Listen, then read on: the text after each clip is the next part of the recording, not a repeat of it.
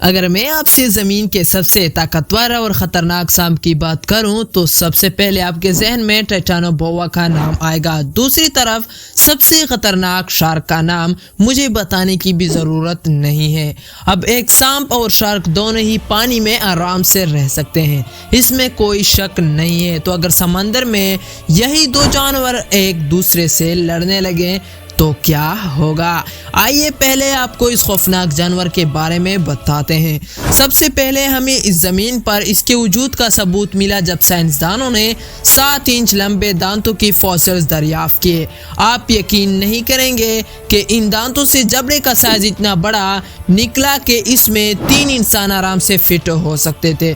दूसरी तरफ अगर हम टाइटानोबोआ की बात करें तो साल 2009 में इसके वजूद का सबूत मिला जब जमीन के नीचे से 42 फीट लंबे सांप की फॉसिल्स मिले। जब इंसानों को इस सांप के बारे में पता चला तो वो हैरान रह गए, क्योंकि उन्हें यकीन ही नहीं आ रहा था कि ज़मीन पर इतने बड़े सांप भी कभी मौजूद थे।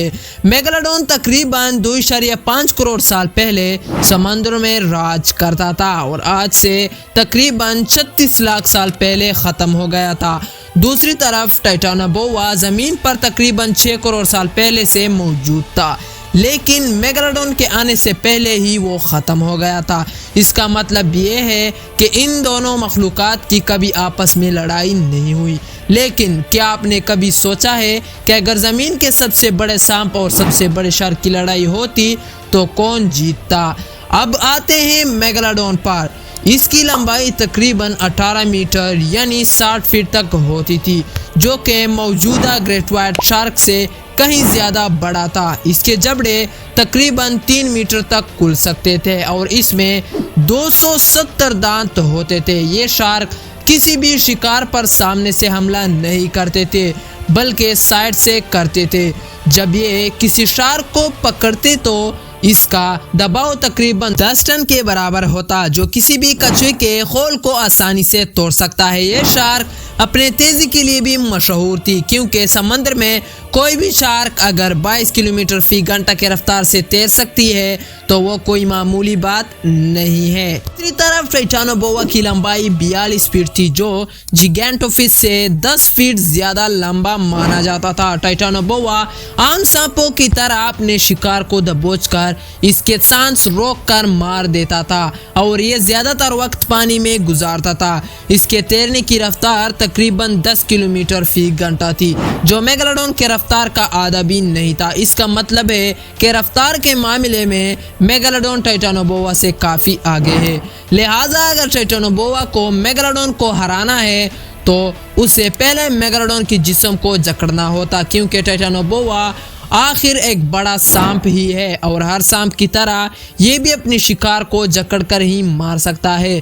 लेकिन मेगालोडॉन की जिस्म को जकड़ना तकरीबन नामुमकिन होता, क्योंकि जहाँ टाइटानोबोआ की लंबाई 42 फीट है वहीं मेगालोडॉन की लंबाई 60 से 70 फीट तक हो सकती है और इसका वजन 10 हाथियों के बराबर होता था, जो टाइटानोबोआ के वजन से 8 गुना ज्यादा था। इसका मतलब ये है कि अगर टाइटानोबोआ मेगालोडॉन को पकड़ भी लेता तो उसे मारना नामुमकिन होता, क्योंकि मेगालोडॉन के लिए उसके जकड़न को तोड़ना कोई बड़ी बात नहीं होती। इन दोनों की लड़ाई में टाइटानोबोआ की लंबाई ही उसके लिए सबसे बड़ा नुकसान साबित होती, क्योंकि इतने बड़े साइज की वजह से मेगालोडॉन के लिए उसे पकड़ना और भी आसान हो जाता और इसी वजह से टाइटानोबोआ की जिस्म के किसी भी हिस्से को आसानी से पकड़ा जा सकता है और उस सूरत में वो कुछ भी नहीं कर पाता। जैसे कि वीडियो के आगाज़ में बताया था कि मेगालोडॉन की बाइट फोर्स तकरीबन 10 टन के करीब है